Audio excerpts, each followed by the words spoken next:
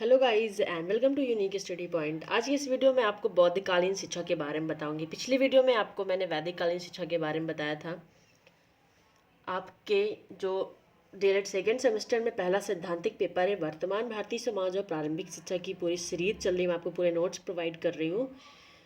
इसके पहले मैंने आपके 6 वीडियो डाल दी, जिस किसी ने नहीं देखा वो प्ले लिस्ट में जाकर के देख सकता है। और चैनल को सब्सक्राइब ज़रूर कर दिए ताकि आपकी कोई भी वीडियो मिस ना हो। ठीक है, चलिए। बौद्धकालीन शिक्षा क्या थी?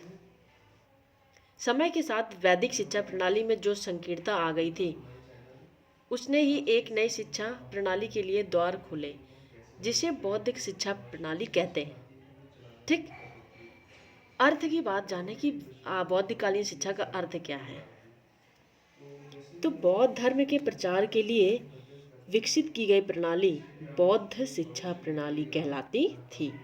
महात्मा बुद्ध बौद्ध धर्म के प्रवर्तक थे। ठीक है, अब इसका उद्देश्य जानते हैं कि बौद्धकालीन शिक्षा का उद्देश्य क्या था। बौद्ध धर्म मध्यम मार्गी का पक्षधर था। किसका? मध्यम वर्गीय का। जो बौद्ध धर्म जो था वो मध्यम वर्गीय के पक्षधर था, इसलिए उसमें जो शिक्षा व्यवस्था थी उसकी जो उसका मकसद था वो शिक्षा समाज के हर वर्ग तक पहुँचे। उसमें जाति, धर्म, वर्ग, लिंग का भेदभाव नहीं था।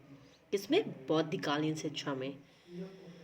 बौद्धकालीन शिक्षा बालक के शुद्ध चरित्र निर्माण पर बल दिया था।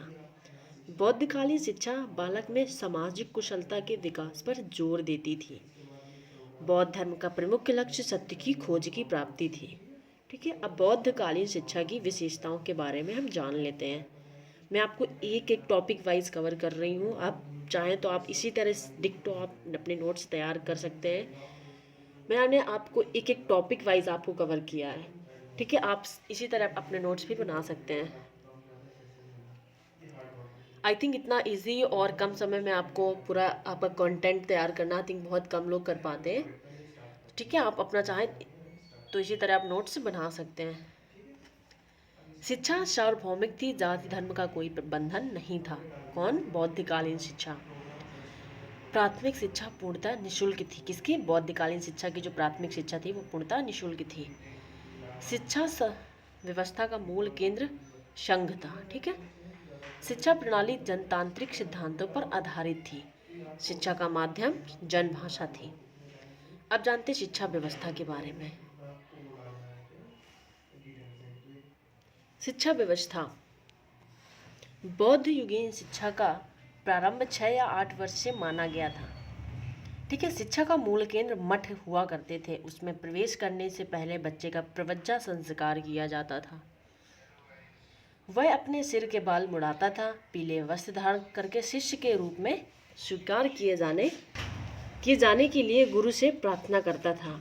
प्रार्थना स्वीकार हो जाने के बाद वह शरण त्रयी का अनुसरण करता था। बुद्धम शरणम गच्छामि, धम्मम शरणम गच्छामि और संघ शरणम गच्छामि का ये अनुसरण करवाते थे।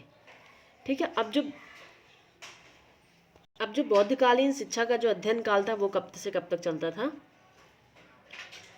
12 मास का एक शिक्षण सत्र होता था। पठन पाठन प्रातः काल से मध्याह्न और पुनः भोजनादि क्रिया के बाद सायं काल से पूर्व तक चलता था। बौद्धकालीन शिक्षा के तक्षशिला, नालंदा, काशी, बल्लवी, मिथिला आदि में थे। इसके पाठ्यक्रम के बारे में जान लेते हैं। बौद्धकालीन शिक्षा के इस शिक्षा प्रणाली का पाठ्यक्रम सैद्धांतिक व व्यवहारिक था। इसमें लेखन, गणित, कृषि, पशुपालन, चिकित्सा, शिल्पकला आदि थे। शिक्षण विधि के बारे में जाने तो शिक्षण विधि मौखिक थी। शिक्षण का माध्यम जनभाषा व पाली थी। रटने पर ज़्यादा जोर था। व्याख्यान, प्रश्नोत्तर, वाद विवाद विधियों का महत्वपूर्ण स्थान दिया गया था।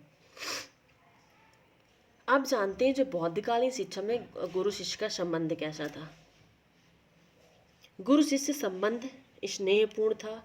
शिष्य पवित्र कर्तव्य था वह गुरु की सेवा करे। गुरु भी छात्र के प्रति पितृत्व दायित्व निभाता था, यानी पिता के समान। बौद्धकालीन शिक्षा में स्त्री शिक्षा के बारे में क्या था? बौद्ध धर्म में स्त्री शिक्षा को प्रोत्साहन मिला।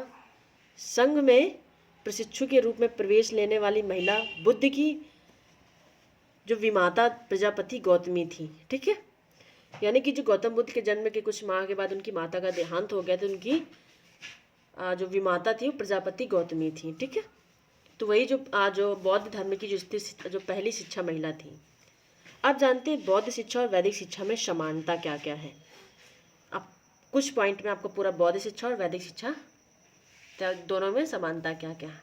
बौद्ध शिक्षा में लक्ष्य निर्वाण प्राप्त थी और वैदिक शिक्षा में भी लक्ष्य मोक्ष प्राप्त थी। ठीक है, जो बौद्ध शिक्षा थी उसकी जो प्रारंभ की आयु 8 वर्ष थी और जो कि वैदिक शिक्षा में इसमें भी 8 वर्ष थी। बौद्ध शिक्षा की शिक्षा का प्रारंभ संस्कार से था, जो कि शिक्षा का प्रारंभ इस संस्कार से था वैदिक शिक्षा में भी। बौद्ध शिक्षा में भिक्षाटन यानी कि शिष्य की दिनचर्या, वैदिक शिक्षा में भिक्षाटन यानी कि शिष्य की दिनचर्या। ये आपकी बौद्ध शिक्षा और वैदिक शिक्षा में समानता है। अब जानते हैं कि बौद्ध शिक्षा और वैदिक शिक्षा में असमानता यानी कि दोनों में अंतर क्या है। बौद्ध धर्म का प्रचार मकसद था, जबकि ब्राह्मण धर्म का प्रचार मकसद नहीं था। संघ का वर्चस्व था, इसमें क्या था, गुरु का वर्चस्व था। बौद्ध शिक्षा में शिक्षा समुदाय प्रधान थी, जबकि वैदिक शिक्षा में परिवार प्रधान थी। बौद्ध शिक्षा में संघ में स्त्री या पुरुष साथ साथ रहते थे, जबकि वैदिक शिक्षा में गुरुकुल में साथ रहना अनुमेय नहीं था।